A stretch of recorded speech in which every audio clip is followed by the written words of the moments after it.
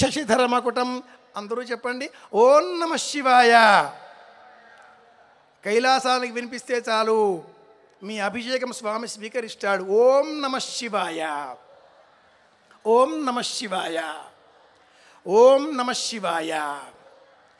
నమస్తే అస్తు భగవన్ విశ్వేశ్వరాజ మహాదేవాయ త్ర్యంబకాయ త్రిపురాంతకాయ త్రికాగ్నికాలాయ కాలాగ్నిరుద్రాయ నీలకంఠాయ మృత్యుంజయాయ సర్వేశ్వరాయ సదాశివాయ శ్రీమన్మహాదేవాయ నమః.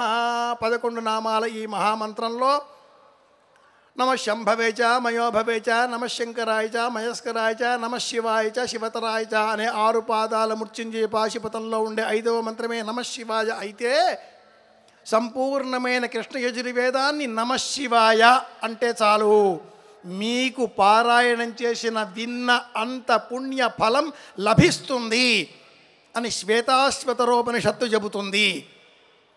నేను చెప్పే వాక్యం ఏదైనా ఒక గ్రంథంలో ఉంటేనే మీకు విన్నవిస్తాను కనుక గ్రంథ ప్రమాణోక్తిగా చెబుతున్నాను.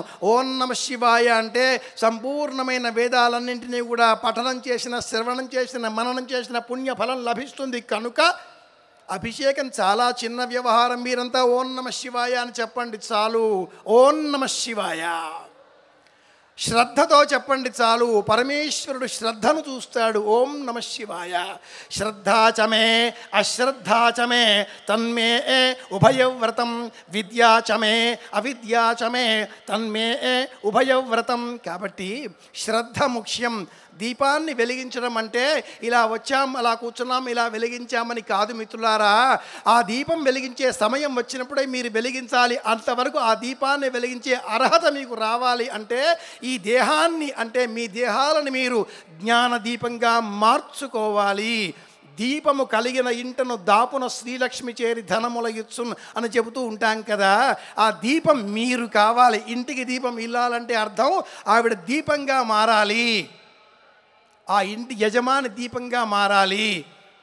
ఒక దీపం వెలిగించి ఆ దీపంతో మరి ఒక దీపం వెలిగించాలి. కనుక మీరు వెలిగే దీపంగా మారితే ఇంటిల్లిపాది ఆనందిస్తారు.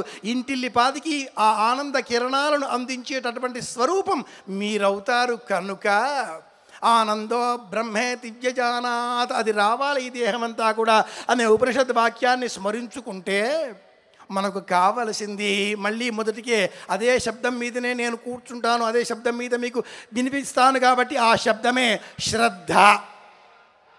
శ్రద్ధే శ్రద్ధాపయేహమా శ్రద్ధా దేవానధివస్తే శ్రద్ధా విశ్వమిదం జగతు శ్రద్ధాం కామస్య మాతరం హవిషా వర్ధయామసి ప్రియగ్గు శ్రద్ధే దదతః ప్రియగ్గు శ్రద్ధే దిదాసతః.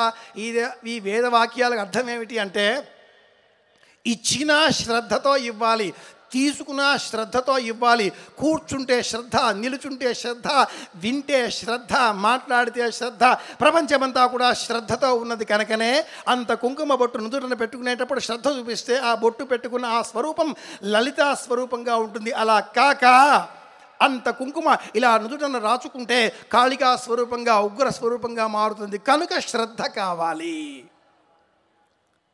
మహిళామణులారా, వంట చేసే సమయంలో శ్రద్ధ తగ్గితే కుక్కర్ 7 విజిల్స్ వస్తాయి, నల్లటి అన్నం తినవలసిన యోగ్యత పడుతుంది. శ్రద్ధ చూపితే 2వ విజిల్గా కట్టేస్తాం. తెల్లటి ముత్యాల వంటి అన్నం మెతుకులు మన పాలన పరమేశ్వరుడు అనుగ్రహిస్తాడు. కనుక శ్రద్ధ ముఖ్యం. కోపం వస్తే మంచినీరు త్రాగండి, మౌనవ్రతాన్ని అనుసరించండి, ఓం నమ శివాయ అనండి. ఈ శ్రద్ధకు ముందుండే దశ ఓపిక. దానినే పుస్తక పరిభాషలో సహనము అంటారు. ఎవరికైతే సహనం ఉంటుందో, ఎవరికైతే శ్రద్ధ ఉంటుందో వారికే పరమేశ్వరానుగ్రహం, వారికే భక్తి. కనుక 195 దేశాలుగా వ్యాపించినటువంటి కోటాను కోట్ల ఆస్తికులందరికీ భక్తి వేదిక ఆహ్వానం పలుకుతోంది.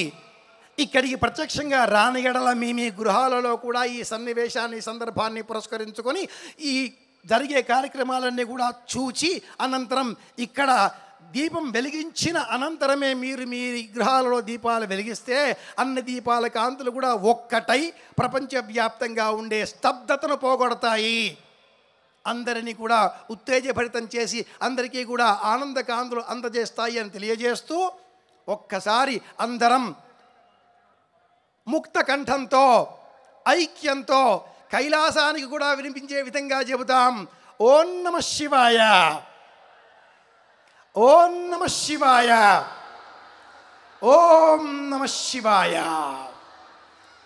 స్వస్తి. శుభమస్తు.